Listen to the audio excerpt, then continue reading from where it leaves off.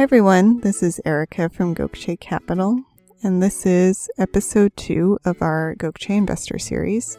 As promised from our first episode, this one is about our acquisition strategy, or subtitled Probe Slicing and a Randomizer. But first, I realized I forgot to answer one important question in our first episode, and that is, what does Gokche mean? Which is a question we get a lot. So for those of you who watched episode 1, you'll know that we are a fan of Netflix shows, and one of our favorite categories is historical dramas. And of the historical dramas we watch, Ertugrul is one of our favorites. It's a Turkish show, and Gokche is a character on Ertugrul. We like this name in particular because it has a nice ring to it. I don't think there are many other Gokche companies out there. And it means ruler of the sky, which is kind of cool. And for those of you who don't know, it's pronounced a little like Dolce.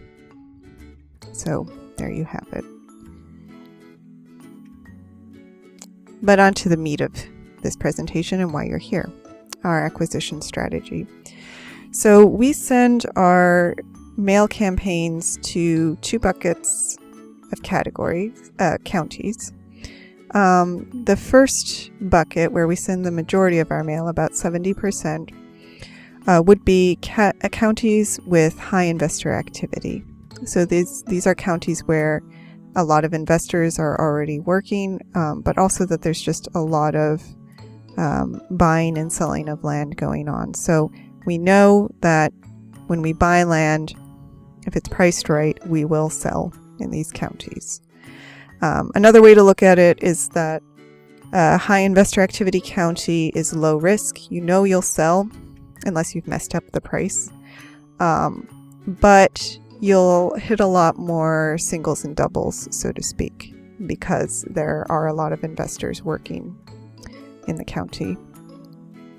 Our second bucket is where we send a smaller portion of our mail, about 30%, but it would be to counties where there is low investor activity. So either there are no other investors or very few, and often these counties also have very low volume of trade going on altogether. So you won't find many comps, and there may not be many properties that are being sold at any one time.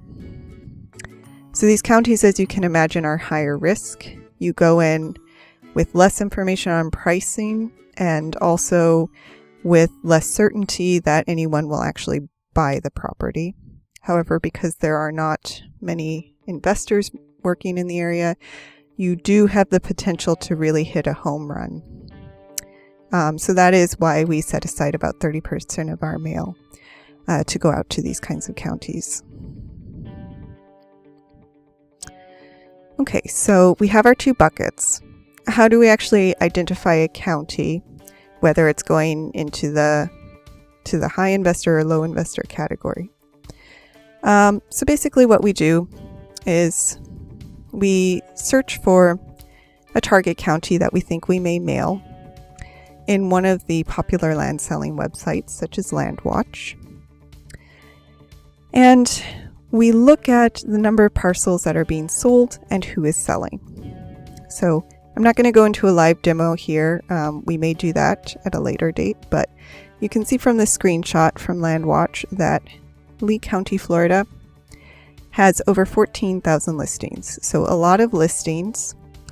And if you were to dig into these listings, you would probably find that a good chunk of these listings are being listed by investors. So this is a high activity county. An alternate example would be somewhere like Sawyer County, Wisconsin, which right now only has about 600 listings. And if you took a couple samples of those 600, you would probably find that they are either for sale by owner or they are a broker.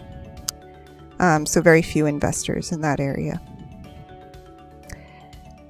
So that's when we do our background, that's what we look for.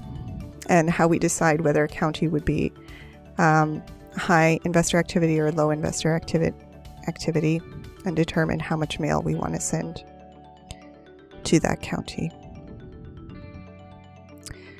So I'm not actually going to go into the mechanics of how we generate the direct mail campaign. That may be a later presentation. But I did want to add a few more notes on our strategies around low activity mailing, because as I mentioned before, these counties are high risk counties.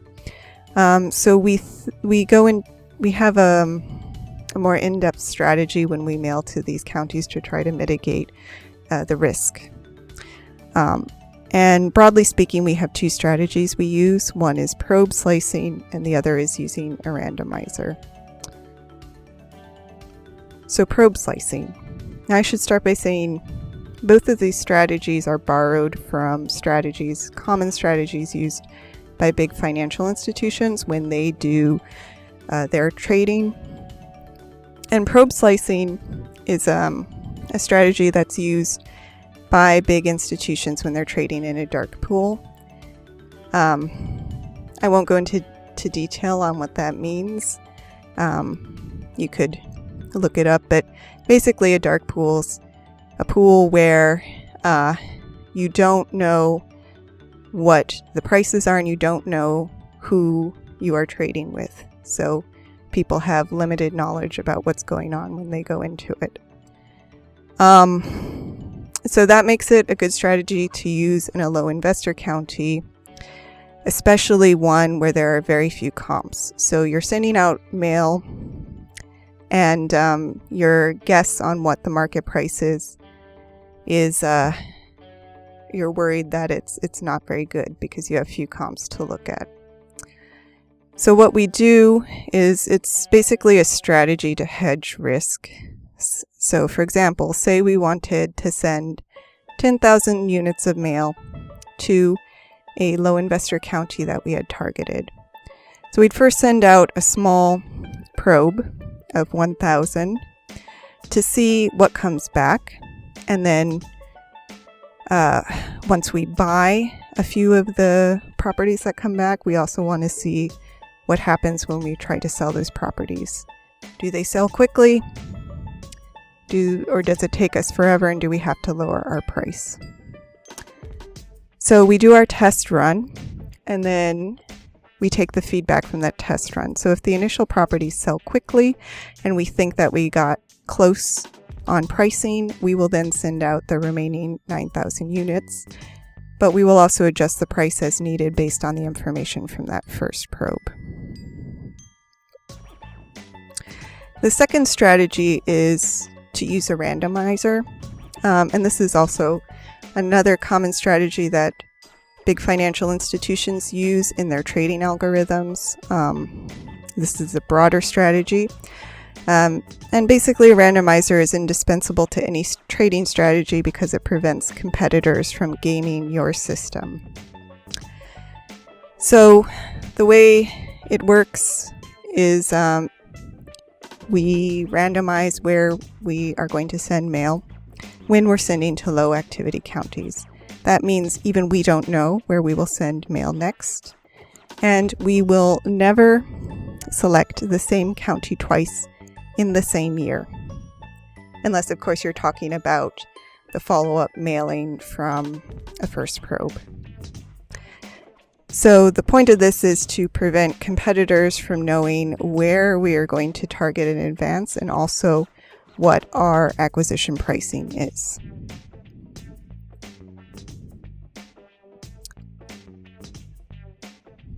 And finally, just a little story about low activity market mailings and what happens when you mail to these counties. But so we recently sent a mailer to a low activity county, and as we usually do when we acquire property, so we did acquire a few properties, and as we usually do when we acquire property, we sent out a neighbor letter just to let neighboring property owners know that we're selling a property near them. and one of the neighbors called back and said she was interested. However, she told me that she had done her research and looked at sales comps, and that the properties in the area were selling at a third of our listed price. We were very surprised because, while there were few comps in this county, they definitely were well above the price that we had set. And on further investigation, we discovered that the comps that she was looking at were the comps we had created when we bought our original properties. And we got a little chuckle out of that. But that's just a story about the kinds of things that happen when you try out these low activity counties.